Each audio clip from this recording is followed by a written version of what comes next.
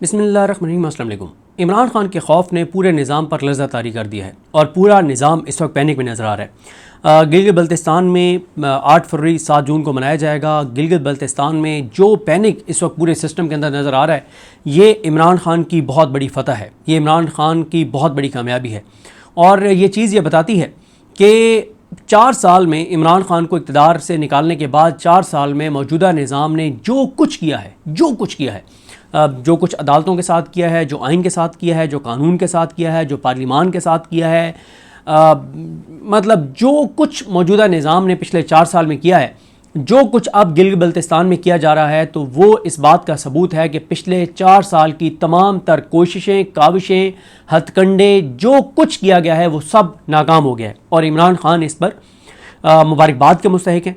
इमरान खान की ये बहुत बड़ी फतह है। इमरान खान सुरखरू हुए हैं और इमरान खान जेल में बैठा है। इमरान खान इतना ताकतवर है कि वो जेल में बैठा है, मुलाकातें बंद हैं, बहनों से कोई मुलाकात नहीं है, वकीलों से कोई मुलाकात नहीं है, अपने पॉलिटिकल लीडर से कोई मुलाकात नहीं है, ज़ाती मौलजीन की कोई रसाई नहीं है, लेकिन जेल बैठा हुआ वो इमरान खान इतना ताकतवर है। अल्लाह ताला ने उसको वो इज़्ज़त दी है, अल्लाह ताला ने लोगों के दिल इस तरह से उसकी तरफ फेर दिए हैं कि गिलगित बल्तिस्तान के इलेक्शन को मैनेज करने के लिए इस हद तक मौजूदा निज़ाम एक्सपोज हुआ है कि पूरे पाकिस्तान को क्या, पूरे ओवरसीज़ पाकिस्तानियों को, पूरी दुनिया में कोई जहाँ पे भी ओवरसीज़ पाकिस्तानी बैठा है जो सोशल मीडिया इस्तेमाल कर रहा है उसको पता है। क्या आप यानी मेरा आपसे सवाल है कि अब आपको ये नहीं पता होगा कि जीबी में हल्के कितने हैं। मैं आपसे ये पूछता हूँ कि कोई मुझे 3 उम्मीदवारों के आप नाम बता दें। मैं पूरे वसूख से कहता हूं कि अगर ये वीडियो 30,000 लोग देख रहे हैं तो शायद 100 लोग भी ऐसे नहीं होंगे जिनको 3 उम्मीदवारों के नाम आते हो, जीबी के रहने वालों के अलावा। अब आपको पूरी दुनिया में जहां भी आप बैठे हैं या पाकिस्तान के जिस भी आप इलाके में या जिस भी सूबे में बैठे हैं, आपको ये तो नहीं पता कि कौन उम्मीदवार है वहां पे इमरान खान का, उसका निशान क्या है, क्योंकि निशान भी छीन लिया। लेकिन आपको ये जरूर पता है कि इमरान खान ये इलेक्शन जीत गया है। आपको यह जरूर पता है कि जीबी के अंदर वोट इमरान खान के नाम पे पड़ेगा। आपको यह जरूर पता है कि अच्छा, उसकी कुछ वजूहात है। मैं भी वसीम मलिक साहब को सुन रहा था, उन्होंने बड़ी अच्छी बात बताई, क्योंकि वो बहुत ज़्यादा गिलगित बल्तिस्तान जाते रहते हैं, बाइक्स पे जाते हैं, बहुत ज़्यादा वो ट्रैवलिंग करते हैं।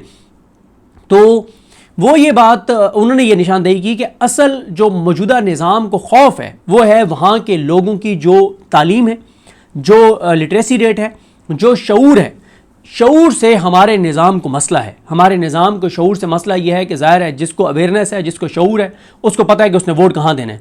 और भाई बात यह है कि अगर आपने पाकिस्तान के अंदर 8 फरवरी से पहले काजी फाइज ईसा के ज़रिए बल्ले का निशान छीना और बड़े अजीबोगरीब निशानात आपने दिए, तो अगर देहात के इलाकों ने, बैकवर्ड तरीन इलाकों में जहाँ पर लिटरेसी रेट ना होने के बराबर अगर उन्होंने निशानात ढूंढ लिए, तो ये तो जीबी वाले हैं भाई, इनका तो लिटरेसी रेट बहुत ऊपर है। मैं एक वाक़या आपको सुनाए हुए पहले कि हमारे एक दोस्त हैं दरिया खान से उनका ताल्लुक़ है, तो बखर, डिस्ट्रिक्ट बखर। तो उन्होंने मुझे बताया कि उनके जो है वो भाई वो दरिया खान होते हैं। तो उन्होंने मुझे बताया, कहते हैं कि खेत के अंदर एक बुज़ुर्ग ठहरे थे और वो उन्होंने कहा कि इन्होंने इमरान खान से के उम्मीदवारों से बल्ले का निशान छीन लिया है। ये बात चलें हम इनकी मान लेते हैं, उस वक्त इलेक्शन नहीं हुआ था। उन्होंने कहा ये बात हम मान लेते हैं कि शायद इमरान खान के उम्मीदवारों के निशानात हमें ना मिलें या लोगों को ना पता चलें, लेकिन उन्होंने कहा कि हमें एक बात का ज़रूर पता है कि हमने तीर, शेर और किताब पे ठप्पा नहीं लगाना। इस बात की हमें मुकम्मल तौर पर क्लैरिटी है। तो ये है शऊर, ये है शऊर। मैं जिक्र कर चुका हूँ कि फतियाना एक इलाका है ओकाड़ा का, हमारे मेहरबान है दोस्त हैं अमजद जट साहब, उनका वो इलाका है। मैं उधर गया, वहाँ नौजवानों से मैं मिला। मैं कहता हूँ उसके ऊपर डॉक्यूमेंट्रीज बनेंगी, उसके ऊपर डॉक्यूमेंट्रीज बनेंगी कि नौजवानों ने कैसे नौजवानों ने वहाँ पे फतियाना के उस बैकवर्ड तरीन देहात के अंदर कैसे उन्होंने इलेक्शन कैंपेन चलाई थी। मिलियंस में लोग उस डॉक्यूमेंट्री को देखेंगे। जब वो बनेगी, अभी नहीं बन सकती। अभी आपको पता है पाकिस्तान में आइन कानून की क्या पोजीशन है। जब आइन और कानून की बहाली होगी तो ये डॉक्यूमेंट्रीज बनेगी। तो लोगों को क्लैरिटी है, लोगों को शऊर है। तो बैकवर्ड तरीन इलाकों में अगर ये हालत थी तो ये तो फिर गिलगित बल्तिस्तान है। वहाँ के लोगों के अंदर जो एजुकेशन है, अवेयरनेस है, वो शायद पूरे पाकिस्तान से ज़्यादा हो। पाकिस्तान के किसी इलाके में इतनी अवेयरनेस ना हो और इतनी उनके कई इलाकों में लिटरेसी रेट जो है वो 90% से भी ज़्यादा है। तो इसलिए जहाँ पे भी तालीम होगी, जहाँ पे भी शऊर होगा, वहाँ के लोगों को पता है कि हमने वोट किसको देना है और किसको नहीं देना। देखें, बात यह है कि हम अगर कोई ट्वीट कर देना तो हमें कहा जाता है कि आपने ये पाकिस्तान, आपके इन ट्वीट से पाकिस्तान कमज़ोर होता है। हालांकि मेरा ये ईमान है कि पाकिस्तान हमारे ट्वीट से कमज़ोर नहीं हो सकता, और ना ही हम पाकिस्तान को कमज़ोर करने के लिए ट्वीट्स करते हैं या कोई तनकीद करते हैं। यकीन करें, हमारी तो सारी लड़ाई ये है कि पाकिस्तान को आगे जाना चाहिए। क्यों? हमारा तो सब कुछ पाकिस्तान में, भाई हमने तो पाकिस्तान से नहीं जाना, सब कुछ पाकिस्तान में है। पाकिस्तान से कितने लोग अभी टोटल कितने ओवरसीज पाकिस्तानी होंगे? 1.5 करोड़ होंगे, बाकी 25 करोड़ तो पाकिस्तान में रह रहे हैं। और ये जो 25 करोड़ हैं, इनमें से कितने 2 करोड़ और चले जाएंगे, बाकी 23 करोड़ तो यहाँ पे होंगे। तो हर पाकिस्तानी या ओवरसीज पाकिस्तानियों की लड़ाई क्या है? अगर कोई मुल्क से बाहर बैठा है, उसकी लड़ाई क्या है मौजूदा निज़ाम से? वो तो बाहर बैठा है, वो तो यूके बैठा है, वो तो कनाडा बैठा है, वो तो यूएस बैठा है, वो तो दुनिया के किसी और मुल्क में के अंदर बैठा है, वो तो जर्मनी में बैठा है, वो तो दुनिया के किसी भी मुल्क के अंदर बैठा है। हो सकता है उसने तो आना भी ना हो पाकिस्तान, लेकिन उसकी लड़ाई क्या है? पाकिस्तान उसका वतन है, उसकी धरती है, उसकी माँ है। वो चाहते हैं कि पाकिस्तान आगे जाए, उनकी तो सारी लड़ाई है। वो तो बाहर बैठे हैं, अपना कमा रहे हैं, अपना खा रहे हैं, उनके रेमिटेंसेस पे तो मुल्क चल रहा है। इस वक्त ओवरसीज पाकिस्तानियों के रेमिटेंसेस को निकाल दें तो पीछे तो धड़ाम से 1 महीने के अंदर अंदर कोलैप्स कर जाए। सिर्फ एक चीज़ के ऊपर पाकिस्तान इस वक्त खड़ा हुआ है, और वो है ओवरसीज पाकिस्तानियों के रेमिटेंसेस। और फिर हम उन ओवरसीज पाकिस्तानियों को हम गद्दार भी कहते हैं, उनको हम उनके ऊपर इल्ज़ामात भी देते हैं। तो चाहे पाकिस्तान के अंदर मौजूद पाकिस्तानी हो, चाहे पाकिस्तान से बाहर मौजूद पाकिस्तानी हो, उनकी तो लड़ाई ही पाकिस्तान की खातिर है, उनकी तो लड़ाई ही मुल्क की खातिर है। लेकिन यकीन कीजिए, पाकिस्तान इन चीज़ों से कमज़ोर होता है जो काम जीबी के अंदर किया जा रहा है। एक पॉलिटिकल एनालिस्ट हैं, मैंने एक बार उनको कहा भी सही कि आपका इंटरव्यू करना है, तो उन्होंने कहा कि यार मैं इस पर इंटरव्यू नहीं दे सकता, कहते हैं आपको हालात पता हैं तो मैं इस पर इंटरव्यू नहीं दे सकता। उन्होंने बड़ी अच्छी एक बात की, और इसको मैं 2-3 बार पहले इज़हार भी कर चुका हूँ, बल्कि मैंने पहले भी एक बार जिक्र किया। तो उन्होंने मुझे कॉल करके कहा कि मेरा नाम ना ले देना, मेहरबानी करना। मैंने कहा नहीं सर, मैं आपका नाम नहीं लेता। उन्होंने मुझे कहा कि 8 फरवरी को जो कुछ पाकिस्तान के अंदर किया गया ना, कहते हैं कि इसका शॉर्ट टर्म आप तो नुकसान देख रहे हैं ना, कि इमरान खान को नहीं आने दिया, ये हो गया, ये हो गया। उन्होंने कहा इसका लॉन्ग टर्म बहुत ज़्यादा नुकसान है। और उन्होंने कहा इसका सबसे बड़ा, उन्होंने कहा इसका नुकसान ये है कि हम, उन्होंने कहा कि दहशतगर्दों को क्या कहते हैं? जब कोई दहशतगर्द हो वो कहता है कि जी, या जैसे ये केपी के अंदर जब ये बहुत सारे ग्रुप आ गए थे, वो कहते थे कि हमने यहाँ पे शरीयत नाफिज करनी है, तो हम उनको क्या कहते थे कि भाई अगर तुमने शरीयत नाफिज करनी है, तुम पॉलिटिकल स्ट्रगल करो, तुम अपना मंशूर दो कि हम इलेक्शन जीत कर ये शरीयत है जो नाफिज करेंगे, लोग अगर तुम्हें वोट देते हैं तुम इक़्तिदार में और शरीयत नाफिज कर दो।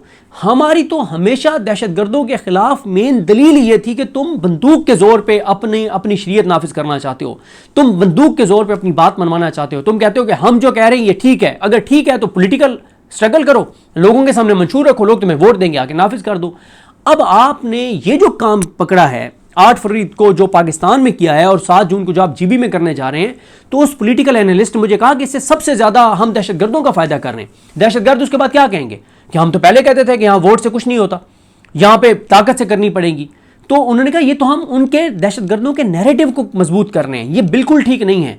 क्या जीबी के लोग इतने गए गुजरे हैं कि उनको ये हक नहीं है कि वो अपने उम्मीदवार, अपने लोगों का इंतखाब करें? क्या जीबी के लोगों को हम ये हक भी नहीं दे सकते कि वो फैसला करें कि उनके ऊपर हुकूमत कौन करेगा?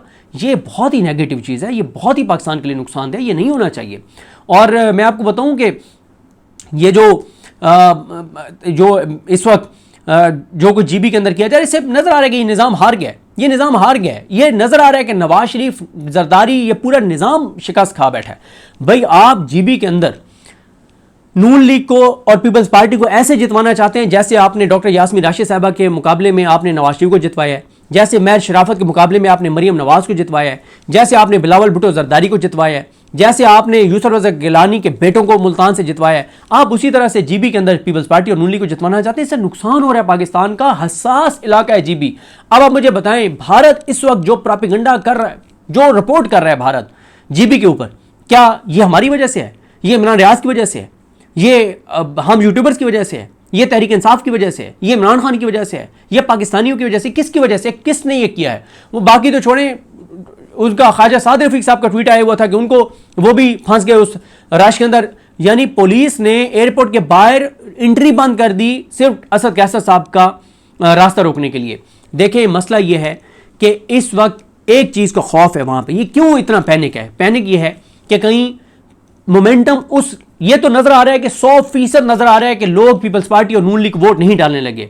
एक सेंसिटिव मौजू है, सेंसिटिव हिस्सा है, मैं उसकी तरफ बिल्कुल नहीं जाऊंगा। लेकिन आपको यह बता दूं कि वहां पे जो फतवे दिए गए हैं नून लीग और पीपल्स पार्टी को वोट देने के हवाले से, मैं उन फतवों की डिटेल में नहीं जा रहा, सेंसिटिव मौजू है, लेकिन फतवे हैं वहां के जिन मजहबी शख्सियात की यानी फॉलोइंग है, जिनको लोग मानते हैं, जिनकी बात वहां के लोगों के लिए ऑथेंटिक है, उनके फतवे हैं कि नून लीग और पीपल्स पार्टी को आपने वोट नहीं देना, तो नून लीग और पीपल्स पार्टी को वोट नहीं पड़ना वहां पे। और अब क्यों यह सख्ती की जा रही है कि वहां पे मोमेंटम उस लेवल पे ना चला जाए कि उस दिन लोगों को पीटीआई के बाहर से इतने लीडर्स ना पहुंच जाएं उस इलेक्शन डे के ऊपर कि वो वहां पे जब मौजूद होंगे, लोग उनके साथ होंगे, कहीं वो पोलिंग स्टेशन के बाहर ना बैठ जाएं और वहां से रिजल्ट ओरिजिनल लेने के लिए फिर वो आरओ ऑफिस ना चले जाएं ओरिजिनल रिजल्ट लेने के लिए। उस दिन 7 जून को कुछ बड़ा ना हो जाए। यानी ये तो पता है कि उस दिन वोट किसको पड़ना है, इस पे कोई इख्लाफ नहीं है। अब ये भी पता है कि उस दिन क्या करना है, उस दिन 8 फरवरी करना है, ये भी पता है। ये दोनों चीजें तो पता है। अब तीसरी चीज वो ना हो जाए जो पाकिस्तान में भी नहीं हुई थी। और इमरान खान ने, मुझे एक पीटीआई के लीडर ने कहा कि इमरान खान ने पीटीआई के उस वक्त जो फैसला साज थे ना 8 फरवरी को, जिनके पास इख्तियार था, उनमें से एक के बारे में इमरान खान ने कहा कि वो हरामजादा है। उस हरामजादे ने ये किया है कि उसने ये 8 फरवरी को जब ये रिजल्ट चेंज हो रहे थे तो कॉल देनी चाहिए थी कि जाके घेराव करवा रहे ऑफिसर्स के लोग चार्ज थे, ये ना कर सकते। और इमरान खान इतने गुस्से थे उसके बारे में और कि उसने और 3-4 लोगों पे टोटल गुस्से में, एक को तो ये इमरान खान ने लफ्ज यूज किया कि वो हरामजादा है, ये भी शामिल था जिसने इस्टेब्लिशमेंट के कहने के ऊपर जो है ना ये हरकत की है कि उन्होंने 8 फरवरी को कॉल नहीं दी। इमरान खान के ये अल्फाज थे।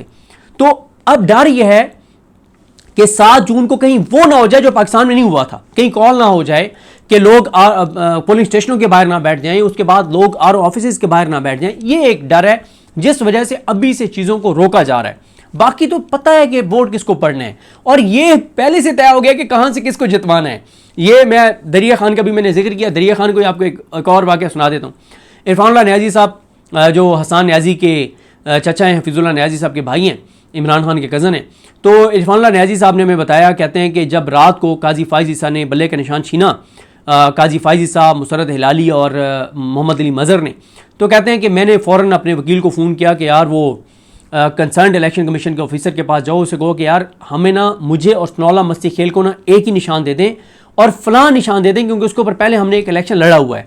तो कहते हैं कि वो जो मेरे वकील ने कॉल की तो आगे से इलेक्शन कमीशन के उस कंसर्न ऑफिसर ने कहा, डिस्ट्रिक्ट लेवल के जो था, उसने कहा सर आपके निशानात पहले से आए पड़े, हमें ऊपर से बता दिया गया है कि आपको कौन सा निशान देना है और स्नौला मस्ती खेल को कौन सा निशान देना है। और इस हद तक वर्किंग कंप्लीट थी कि मिलते जुलते निशान किसी और को देने हैं ताकि कंफ्यूजन रहे और ऐसे निशानात दिए जाएं जो लोगों को समझ ही ना आए। लेकिन फिर भी लोगों ने चुन चुन के देख देख ठप्पे लगाए और पूरे निज़ाम को उस दिन पाकिस्तान के लोगों ने लिटा दिया था। तो इसलिए जो है वो सारा कुछ किया जा रहा है। जीबी के अंदर आपने देखा था। और फिर देखें जीबी के अंदर पूरे पाकिस्तान में सबसे ज्यादा एंटी अमेरिका अगर सेंटीमेंट्स हैं तो वो जीबी के अंदर हैं, और इस वक्त शहबाज शरीफ साहब की जितनी कुर्बत है ट्रंप के साथ, जितनी वो ट्रंप की तारीफ़ें करते हैं और जितनी ट्रंप उनकी तारीफ़ें करते हैं, तो मल्टीपल रीजंस हैं वहाँ से नून लीग की शिकस्त की। 4 साल में जो उन्होंने पाकिस्तान के अंदर किया है, जो उन्होंने जीबी को जो नुकसान पहुँचाया है, जीबी के लोगों को, जो पूरे पाकिस्तान के लोगों को नुकसान पहुँचाया, जो महंगाई, जो बेरोज़गारी, जो अनसर्टेनिटी, जो कुछ इन्होंने किया है। और मैं आपको बताऊँ कि चीज़ें चेंज हो गई हैं अब जीबी के अंदर। अच्छा, पहले क्या होता था कि जी जीबी के अंदर वोट लोग उसी को देते हैं जो पाकिस्तान में हुकूमत में, ये गलत है। अगर चलिए मान लेता हूं मैं कि जी ये वही होना है जो पहले जीबी के अंदर होता है कि जो जिसकी वफाक में हुकूमत होती है उसको लोग वोट देते हैं ताकि यहां पे फंड आए, तो फिर किस बात की टेंशन है भाई? फिर तो बात खत्म हो गई, नून लीग और पीपल्स पार्टी को वोट पड़ने। नहीं, ऐसा नहीं है भाई, पूरा पाकिस्तान बदल गया है, पूरे पाकिस्तान के अंदर तब्दीली आ गई है। अब हो सकता है जीबी के अंदर लोग इस बात पे वोट डालें कि जिस जमात को हमने वोट डाले उसकी बलूचिस्तान के हवाले से क्या पॉलिसी है, उसकी केपी के हवाले से क्या पॉलिसी है, उसकी सिंध के हवाले से क्या पॉलिसी है। पाकिस्तान, पूरा पाकिस्तान के लोग अब वाकई एक जिस्म और एक जान की तरह हैं। और उनकी अब यही है कि वो कहते हैं कि जो पूरे मुल्क के लिए जो ठीक है, जिसकी पॉलिसी ठीक है, हम उसको जो है वो वोट देंगे। तो ये हार गए हैं। पूरा निज़ाम जो है वो 4 साल की उनकी जो कुछ उन्होंने इमरान खान के साथ किया है, जिस तरह से उसको कैद तन्हाई में रखा है, जो उसको अजियतें दी गई, जो उसके खिलाफ फैसले किए गए, जो कुछ इमरान खान के साथ किया गया, अब निशान भी छीन लिया। मतलब वहाँ पे जो मेन उम्मीदवार हैं वो नहीं है, खालिद खुर्शीद साहब खुद वहाँ पे नहीं है। इतना कुछ करने के बावजूद भी, और आप देखें सुहेल आफरीदी साहब ने जस्टिस जाहिया खान को ख़त लिख दिया है, जीबी हुकूमत को लिख दिया है, जीबी वालों को कॉल कर रहे हैं और सारी चीज़ें जो है वो कर रहे हैं, लेकिन कोई भी नहीं सुन रहा। और सरकारी गेस्ट हाउसेस जो हैं वो इस वक्त दिए गए हैं नून लीग और पीपल्स पार्टी के लोगों को, सरकारी प्रोटोकॉल दिया जा रहा है। जो वीडियोज़ आ रही हैं, एक तरफ पीटीआई वालों को गिरबानों से पकड़ा जा रहा है, दूसरी तरफ उनको देखें कैसे प्रोटोकॉल दिया जा रहा है। और फिर आप एक और चीज़ देखें, जो टूरिज्म है वो मुतासर हो रहा है। मेरी एक जर्नलिस्ट है, उनसे बात हो रही थी, अब मुझे बताएं, वो कह रहे थे, यही हमारी डिस्कशन हो रही थी कि अगले 15-20 दिन कौन सा टूरिस्ट अब जीबी की तरफ जाएगा। एक सबको पता चल गया कि भाई ये तो फ्लाइटें लेट हो रही हैं, ये तो अब इलेक्शन के बाद पता नहीं क्या सूरत हाल होगी। तो इससे नुकसान जीबी के लोगों का हो रहा है कि टूरिज्म भी वहां पे अब 15-20 दिन तो रुक जाएगा, और उसके बाद पता नहीं जब इलेक्शन चोरी होगा उसके बाद सिचुएशन क्या होती है। तो इससे जीबी के लोगों का नुकसान है, पाकिस्तान का नुकसान है, इससे पाकिस्तान कमज़ोर हो रहा है, इससे पाकिस्तान को नुकसान हो रहा है, इससे पाकिस्तान के दुश्मनों को फ़ायदा हो रहा है। और एक चीज़ और, ये जो बात की जा रही है कि सुहेल आफरीदी साहब क्यों नहीं जीबी के अंदर, केपी के अंदर क्यों नहीं जीबी के रास्ते जो है वो जीबी की तरफ जाने वाले बंद कर देते हैं, और ये सारी चीज़ें, तो इस पे ज़रा नेक्स्ट वीडियो में बात करेंगे। बहरहाल ये निज़ाम हार गया है। नवाज शरीफ की, जैसे नवाज शरीफ को जितवाया गया था डॉक्टर यास्मीन राशिद से, उसी तरह से नून लीग और पीपल्स पार्टी को वहाँ से जितवाने की कोशिश की जा रही है, लेकिन ये बहुत ही ज़्यादा गले पड़ सकता है, बहुत ही ज़्यादा नुकसानदेह साबित हो सकता है। और सिस्टम इसीलिए पैनिक में है, खौफ में है। इमरान खान जीत गया है, जेल बैठा इमरान खान, पहले ही 7 जून से पहले ये इलेक्शन इमरान खान जीत चुके हैं। अब आप जो मर्ज़ी कर लें, पूरे पाकिस्तान को, पूरी दुनिया के ओवरसीज़ पाकिस्तानियों को पता है कि ये इलेक्शन किसके नाम रहा, किसको वोट पड़ा, किसको वोट पड़ना है, कौन जीता और किसको जितवाया गया और कैसे जितवाया गया, ये पूरे पाकिस्तान को सब पता है।